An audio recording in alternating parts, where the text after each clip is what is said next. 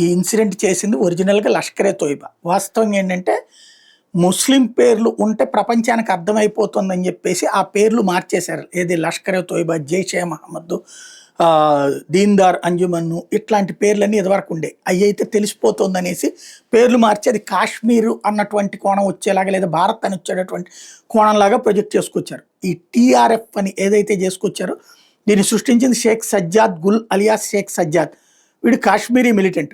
శ్రీనగర్లో ప్రముఖ జర్నలిస్ట్ అయిన షుజాత్ బుఖారీ అతడి భద్రతా సిబ్బంది ఇద్దరిని 2018 జూన్ 14వ తేదీన హతమార్చడానికి కుట్ర పన్నింది ఈ సజ్జాద్. ఉగ్ర కార్యకలాపాల కారణంగా ఉపా చట్టం కింద సజ్జాద్ను ఉగ్రవాదికి కేంద్ర ప్రభుత్వం ప్రకటించింది. గతంలో ఈడు లష్కరే తోయిబా కమాండర్గా పనిచేశాడు. టీఆర్ఎఫ్లో పనిచేసే వాళ్ళలో సాజిద్ జాట్, సలీం రెహమానే ఉన్నారు. వీళ్ళిద్దరూ కూడా గతంలో లష్కరే పనిచేసిన వాళ్ళే. వీళ్ళందరూ కూడా లష్కరే తోయిబానే పేరు మార్చి ఇక్కడ యాక్టివిటీ చేస్తుంది అంతే.